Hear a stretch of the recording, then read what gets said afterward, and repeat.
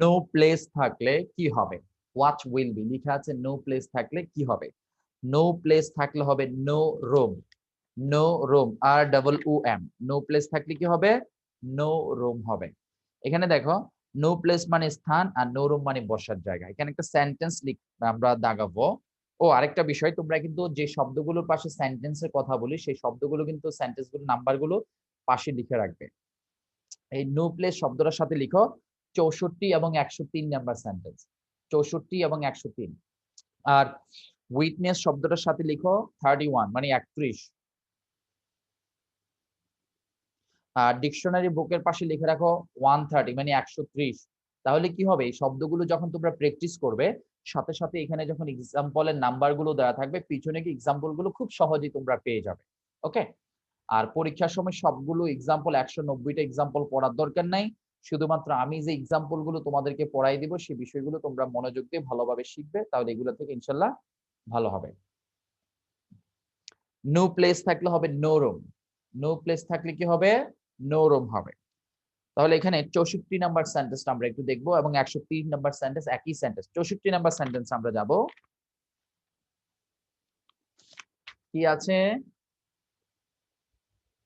বলো নাইমা, কি আছে এখানে? দেয়ার ইজ নো প্লেস নাকি নো রুম, কি আছে? No place. There is no place in this pen.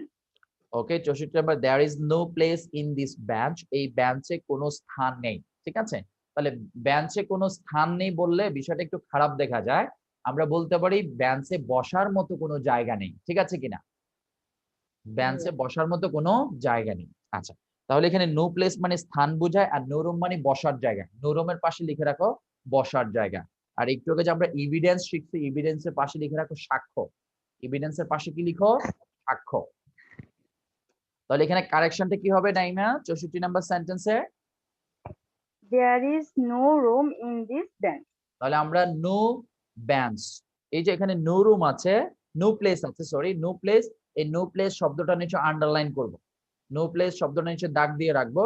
তাহলে আমরা যখন সেন্টেন্সটা প্র্যাকটিস করতে যাব তখন আমরা বুঝতে পারবো ও নো প্লেস এর নিশ্চয়ই কোনো একটা ব্যবহার আছে।